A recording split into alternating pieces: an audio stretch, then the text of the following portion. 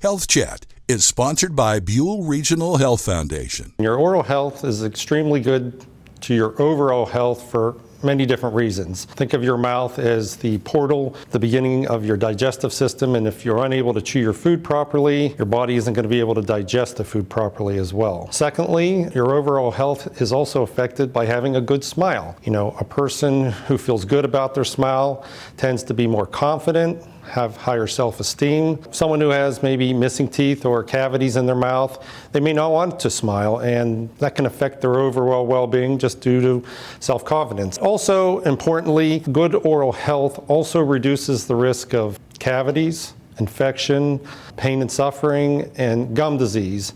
And it's these things that can play a more systemic effect on your overall health. And there's several examples like diabetes, treatment of cancer. So the first time one should see a dentist, when your children are born, they usually don't have any teeth. So once the teeth start erupting, a good time to come in is at least 6 months after the eruption of the first tooth, or no later than the first year. So by age 1, you would want to have them come in. It lets us educate the parents on the proper way to maintain their children's mouth.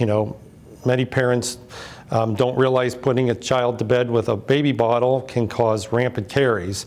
So if we can prevent that by educating them, that can be a plus. Examining the child, making sure they don't have any dental problems, and correcting them when they're small can also play an important role. Age 6 and 12 is when we get our first and second molars.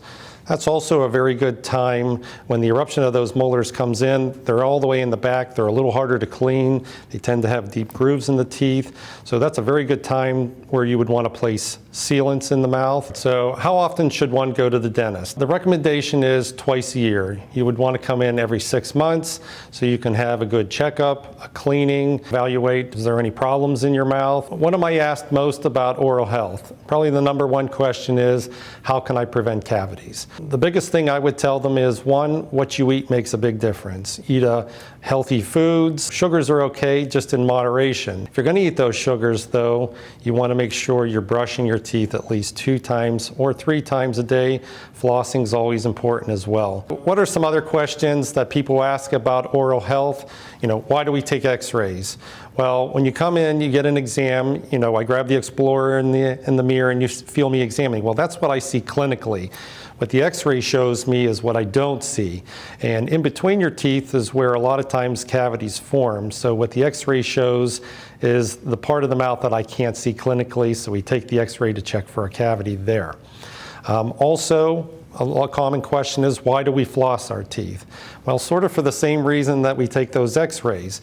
We tell you, brush your teeth, toothpaste, get in there. Well, the toothbrush doesn't get everywhere.